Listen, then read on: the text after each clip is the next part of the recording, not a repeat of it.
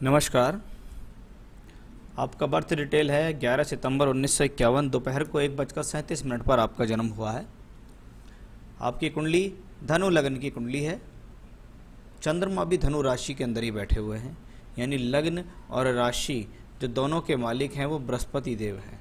यानी व्यक्ति के भीतर बृहस्पति से संबंधित गुण ज़्यादा देखे जाएंगे।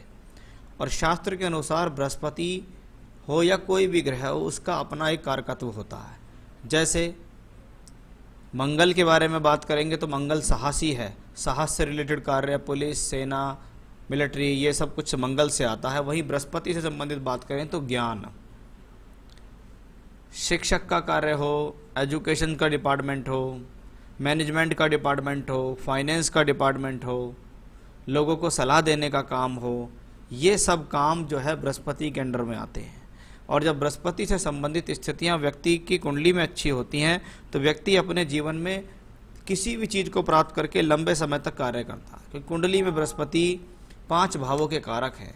धन का कारक है, वाणी का कारक है, संतान का कारक है, बुद्धि का कारक है, विवेक, आपके अंदर विवेक होना, किसी दूसरे व्यक्ति से बात करके उसकी बातों को समझना कि उसके मन में क्या चल रहा है, ऐसी स्थितियां बृहस्पति से आती हैं। आपके कर्म को देने वाला, लाभ को, भाग्य को, धार्मिकता को देने वाला ग्रह बृहस्पति होता है।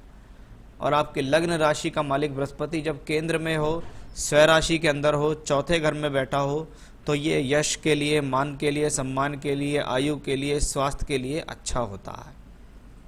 व्यक्ति अपने जीवन में स्वयं के बल पर भूमि, जमीन, ज़्यादा सुख साधन प्राप्त करता है। तो उस लिहाज से ये बृहस्पति की पोजीशन बहुत अच्छी आपकी कुंडली में आई और उसको बहुत अच्छा सपोर्ट दे रहे हैं शनि। कौन है शनि आपकी कुंडली में? कर्म भाव में बैठा हुआ एक ग्रह। कहते हैं जब कर्म से संबंध शनि का बने तो ये व्यक्ति के जीवन में संघर्ष कराता है, क्योंकि शनि जो है वो एक लेवरी प्लैनेट है। ये किसी भी व्यक्ति को आसानी से कुछ भी नहीं देते। अब शनि जैसा ग्रह दशम भाव में हो, यानी कर्म स्थान में बैठा हुआ शनि आपको जीवन में कर्म करा के, मेहनत करा के लाभ देगा। एक बात। दूसरा, तीसरे घर का मालिक होकर दशम में है, कार्य के लिए संघर्ष हो रहा है, उसके ऊपर बृहस्पति की दृष्टि है, यानी लग्नेश और तृतीयेश का आमने सामने आना। लगन में आप स्वयं हैं, आपकी बॉडी है, आपका मन है। वहीं तीसरे घर के अंदर आपका साहस, आपका धैर्य, आपकी सहजता, आपकी हिम्मत, वो सब कुछ तीसरे घर में आती है। और लग्नेश और तृतीयेश दोनों एक दूसरे को देखें तो ऐसा व्यक्ति जीवन में अपनी स्वयं की योजनाओं को बनाते हुए, स्वयं सब कार्य करते हुए, सहजता से कार्य करते हुए, लंबी योजनाओं को बनाते हुए जीवन में बड़ी बड़ी सफलताएं हासिल करता है। क्योंकि शनि धन भाव के मालिक भी हैं, इसलिए जीवन में धन कमाने में बोलचाल का बहुत ज़्यादा रोल बन जाता है, अहम रोल बन जाता है बोलचाल का, कि बोलचाल के माध्यम से व्यक्ति अपने जीवन में आगे बढ़ता है। या कहते वे ऑफ टॉकिंग उसके लिए एक ऐसी चीज़ हो जाती है जिससे वो जीवन में लोगों को इम्प्रेस करके आगे अच्छा कार्य करता है। शनि दूसरे घर के मालिक होकर दशम में है। खाने पीने से रिलेटेड वर्क, फाइनेंस से रिलेटेड वर्क, लोगों को सलाह देने के वर्क, पैसे से संबंधित कोई भी काम जो भी आज के समय में होते हैं, वो उस लिहाज से कॉम्बिनेशन बहुत अच्छा।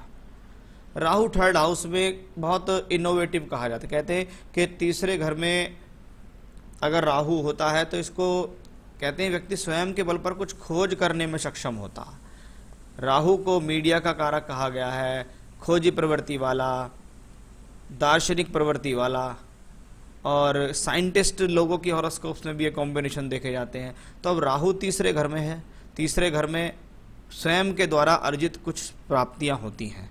साथ ही साथ तीसरे घर में वायु तत्व राशि है, यानी व्यक्ति के जीवन में कुछ ना कुछ उसके दिमाग में सदैव चलता रहता है, जिसकी पूर्ति करने के लिए वो जीवन में मेहनत करता है। तो उस लिहाज से राहु बहुत अच्छा।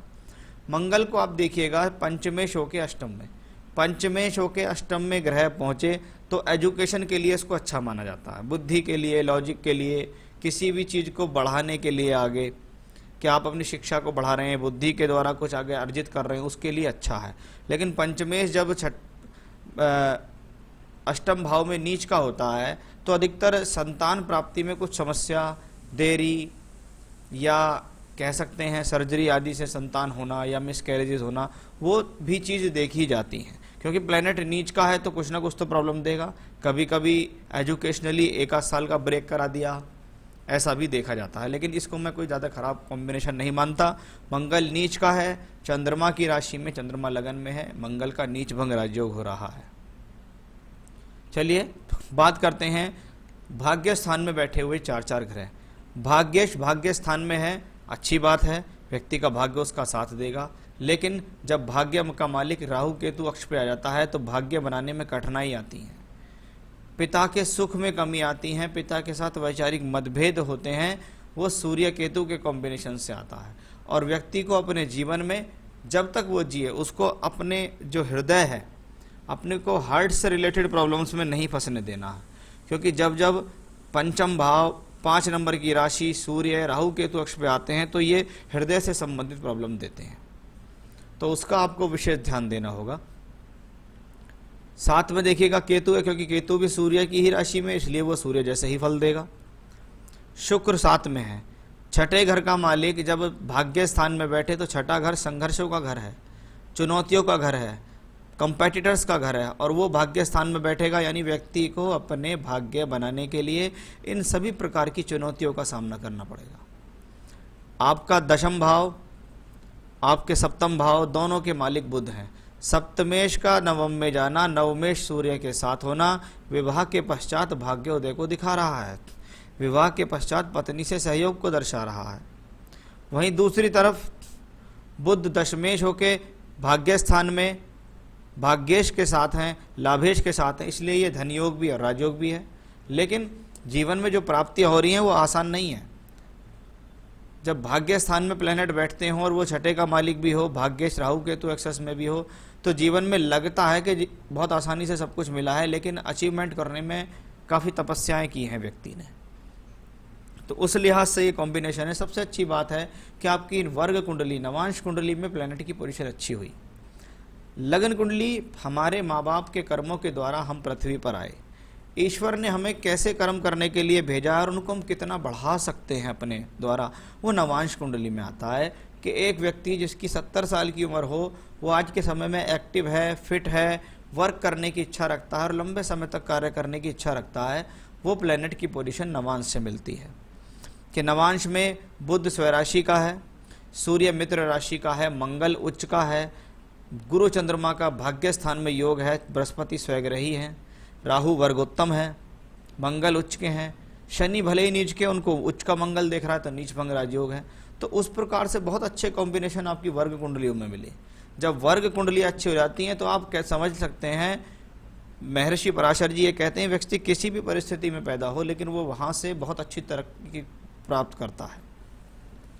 तो ये तो आपके हॉरोस्कोप की कॉम्बिनेशंस बहुत अच्छे हैं। अभी देखिए आपको शनि की महादशा चल रही है। कब तक है शनि की महादशा? 29 अगस्त 2026 तक है। कौन है शनि? तृतीयेश होके, धनेश होके 10th हाउस में, यानी जब तक शनि की महादशा चलेगी तब तक शनिदेव आपसे कार्य कराएंगे। आपका लग्नेश बृहस्पति उसको दृष्टि देता है, इसका मतलब बृहस्पति आपको सहयोग दे रहे हैं, आपका शरीर आपका साथ दे रहा है। यानी 2026 तक तो ये हॉरोस्कोप लगातार कार्यरत रहने वाली हॉरोस्कोप है, कार्य से लाभ लेने वाली हॉरोस्कोप है। तो उस लिहाज से कॉम्बिनेशन अच्छा है। बृहस्पति इसको देखता है, शनि की दशा में भूमि, जमीन, जायदाद, वाहन का सुख मिलेगा, धन मिलेगा, मेहनत के बल पर आगे बढ़ेंगे। नवांश में भी शनि लगन में है, भले ही नीच के हैं लेकिन उच्च के मंगल से दृष्ट हैं, यानी कार्य क्षेत्र यहाँ भी ठीक है। और यहाँ देखिएगा फिर से दूसरे तीसरे के मालिक होके भाग्य स्थान में शनि, शनि का 9th हाउस में आना भाग्य के लिए मेहनत करा के बढ़ोतरी कराता है। वहीं शनि तीसरे घर के मालिक होकर तीसरे घर को देखते हैं, अपनी दशांतर दशा में टूर, ट्रैवलिंग, यात्राएं, दूर की यात्राएं, हवाई यात्राएं अवश्य कराता रहेगा। 10 अप्रैल 2021 से आपको शनि में राहु शुरू हो गए। कौन है राहु? 3rd हाउस, जिसके बारे में मैं बात कर रहा था कि ये शनि की राशि में हैं तो खुश होते हैं क्योंकि शनिदेव इनके मित्र हैं। राहु यहाँ कुंभ राशि में है, शनि की राशि में शनि दशम में, यानी राहु शनि में व्यक्ति अपने जीवन में कुछ बड़ा करने की उम्मीद रखता है, व्यक्ति कुछ नया क्रिएटिव करने की उम्मीद रखता है, उसके प्रति वो कार्य भी करता है कि नहीं मैं इसके पीछे मेहनत करूंगा और जीवन में आगे बढ़ूंगा। तो राहु यहाँ बहुत अच्छी पोजीशन में है। शनि राहु आपसे कुछ बेहतर कराएंगे। 2024 की फरवरी तक दशा चलेगी आगे, तो ये बहुत अच्छी दशा हो गई। दशमांश में मैं देखता हूँ, क्योंकि आप इस समय वर्किंग है, काम कर रहे हैं, तो उसके लिए मुझे प्रोफेशन का चार्ट देखना पड़ता है। प्रोफेशन के चार्ट में राहु 8th हाउस, यानी प्लैनेट इन 8th हाउस रहा आसान नहीं है। लेकिन राहु चंद्रमा की राशि में, चंद्रमा दशम भाव में बृहस्पति से दृष्ट है, यानी कर्म फलेगा। भले ही रहा आसान नहीं, लेकिन कर्म फलेगा, उसका आपको लाभ मिलेगा। लेकिन मैंने बहुत बार एक कॉम्बिनेशंस को देखा है, उसको मैं बताना आपको अवश्य चाहूँगा। जब जब D10 के 8th हाउस में कोई अशुभ ग्रह बैठे और उसकी दशा आए, तो व्यक्ति की लाइफ में प्रोफेशन को लेकर सडन डाउनफॉल देखे जाते हैं। इसको कहते हैं अनएक्सपेक्टेड डाउनफॉल, कि मेरे करियर में मैं यहाँ सोच नहीं सकता था कि मेरे साथ ऐसा भी हो सकता है।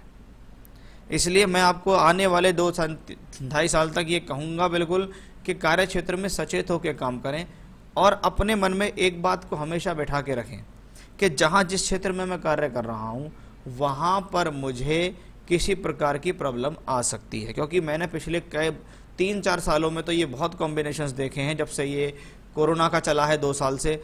जिन जिन लोगों की हॉरोस्कोप में 8th हाउस में प्लैनेट थे, मेलेफिक्स थे, अच्छे नहीं थे, शुभ प्रभाव में नहीं थे, उन लोगों को अचानक से जॉब से फायर कर दिया गया, जॉब लॉस के सामना करना पड़ा। तो वैसा कॉम्बिनेशन आपके साथ भी बनता है, तो उस पर थोड़ा वर्क कीजिएगा। अगर आपको लगता है कि हाँ ऐसा भी मेरे साथ हो सकता है, तो अपने काम में और ज़्यादा इंटरेस्ट दिखाइए, हो सकता है आपको इन चीज़ों का सामना ना करना पड़े। बाकी मैं पूजा पाठ आपको बताऊंगा, उससे आपको हेल्प मिलेगी।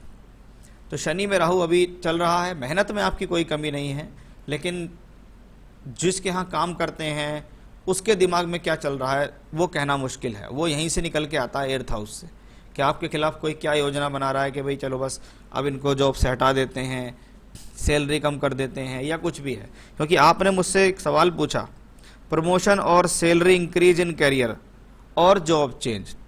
ये और जॉब चेंज जो कॉम्बिनेशन है, ये मुझे ज़्यादा फलित दिखता है कि 2023 तक आपके साथ कुछ ना कुछ ऐसी घटना होगी, या तो नौकरी बदलेगी या नौकरी जाएगी।